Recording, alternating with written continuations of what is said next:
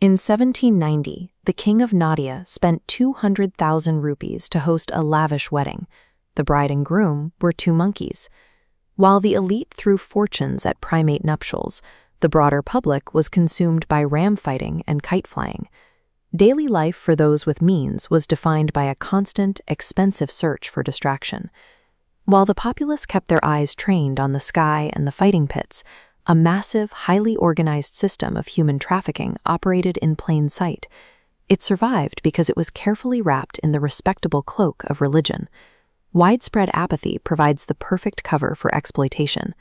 While the elite focused on their own distractions, a generational cycle of abuse became an unremarkable feature of the temple landscape.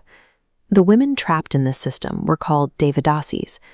Originally, the term commanded immense respect. Thousands of years ago, a Devadasi was an elite temple artist, dedicated entirely to sacred dance and religious rituals. We can trace the roots of this temple dance back to the very dawn of Indian civilization. The bronze dancing girl statue, excavated from Mohenjo-Daro, points to a culture that elevated these performers from the start. By the 3rd century, classical poets like Kalidasa were documenting these women as essential figures in the sprawling complexes of the Ujjayini temples. At the famous Somnath temple, 500 women were employed specifically to maintain the rhythm of sacred music day and night. Over centuries, the architecture and the religious titles remained untouched, but the practice inside decayed. The role of the revered temple artist devolved into forced, caste-based sexual servitude. It shows how easily a tradition can rot from the inside out. The sacred dances stopped, but because the women were still technically dedicated to the deities, questioning their treatment meant questioning the religion itself. Census data from 1881 shows the Madras Presidency housed exactly 11,573 Devadasis. This localized, organized industry concentrated heavily around temple districts. Upper caste landlords targeted young Dalit girls from marginalized communities, systematically forcing them into these hubs to ensure a constant supply of victims. The system operated in the open, woven directly into the daily religious routines and physical courtyards of the region's most prominent temple complexes. The local elite justified this through a distortion of faith. The French missionary and historian Abbé Dubois documented a widely accepted local proverb that claimed having intercourse with a temple prostitute was a virtue that actually cleansed a man's sins.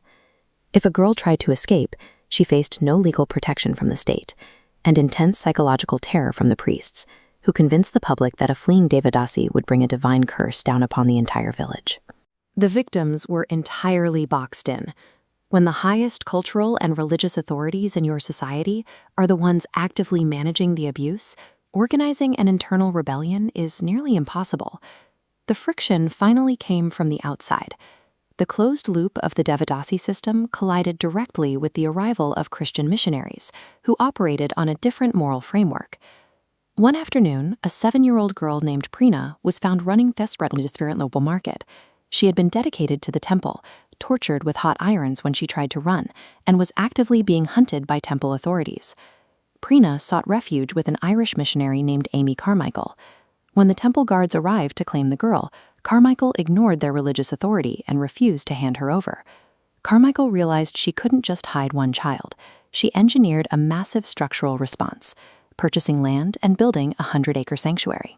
She equipped it with a hospital, opened a school, and cottage industries to give these girls an entirely new, self-sustaining life. Dismantling a deeply entrenched trafficking network requires more than changing minds. It requires building a tangible, physical safe haven where the victims can actually go. Individual rescues at the Carmichael compound provided immediate safety, but the broader pipeline remained intact. To stop the flow of victims, the legal pillars and social status symbols supporting the temples had to be dismantled from within the government. Enter Dr. Muthulakshmi Reddy. Born to a Devadasi mother, she shattered the expectations of her caste to become the first female medical graduate in the Madras Presidency, and eventually the first woman in its legislative council. Dr. Reddy weaponized her political seat. She launched an aggressive, targeted legislative campaign right on the government floor to legally strip the Devadasi system of its institutional protections. At the same time, social reformer Kandukuri Veerasalingam opened a second front. Influenced by the moral education he observed in missionary schools, he set his sights on the cultural prestige that kept the system alive.